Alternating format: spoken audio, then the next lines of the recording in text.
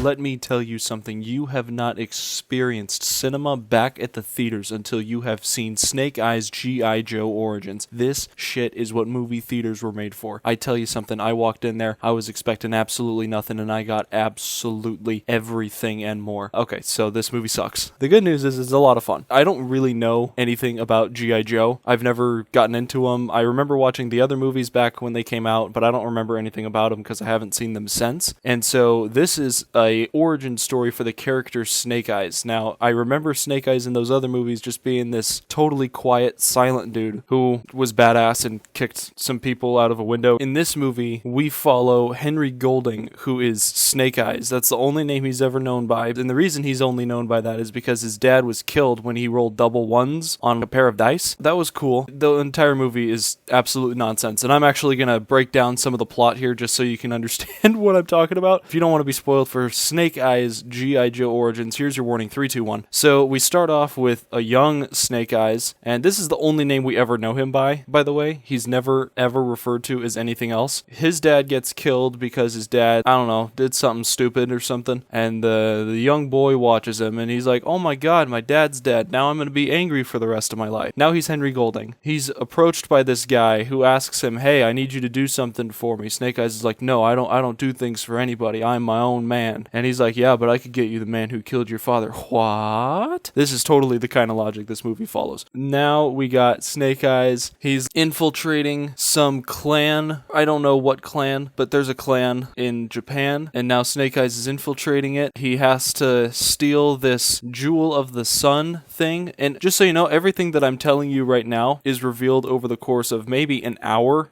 15 of this movie's runtime. It's really bad at delivering all this information to you, but anyway, he's got to gain the trust of this clan, and he's got to do some tests. In one of the tests, he meets up with one of these guys from the raid, and he says, hey, can I have your bowl of water, please, sir? And then the next test, he's like, hey, you're blind, and you're gonna show me some light thingy. Thank you. And that's pretty much it. These tests don't make any goddamn sense. The third one, he jumps into a hole and steps on a button where these 3 giant snakes come out. I guess this is why he's also called Snake Eyes? I don't know. This movie got really mystical for some reason, and there was a lot of fantasy elements to it, and I don't know how much of this is from G.I. Joe and how much of this was just the people making the movie having a good time throwing this shit in there. Anyway, now he's surrounded by these 3 giant snakes, and I saw this in a theater with some pretty excellent surround sound. So there's this one part where the snake just suddenly leaps at this guy. They were just really loud. That's what I'm getting at. I got very scared, and I think I might have pooped my pants. Now he's being attacked by snakes, but then he doesn't get attacked by the snakes because the head of security, who never trusted him, trusts him all of a sudden. And then later, she finds out, oh wait, I can't trust him because he just stole our magic rock. And so then he runs away with the magic rock, and he gives it to the people, who turns out is Cobra. Apparently this rock, if you point it at something, it makes it catch on fire and explode. And so now the bad guy is going around making a bunch of things catch on fire and explode. He's got a vendetta against this clan. He goes around and makes things explode and catch on fire, but then they get the rock back, and then it's all fine. Oh, no. The best part is when Snake Eyes is now fighting the bad guy for some reason, and he drags him into the snake pit, so now the 2 of them are in the snake pit. You got Snake Eyes, you got bad guy. They're both surrounded by snakes. There's a lot of snakes, and the snakes eat the bad guy, but now they decide that because Snake Eyes is such a good guy, even though all he's ever done this entire movie is betray the people that he gained the trust of, then the movie's just kind of over. Oh, you can't forget there's this fun little arc where this one dude turns into Storm Shadow. That was fun. Okay, so quality of plot, I think, is a F-.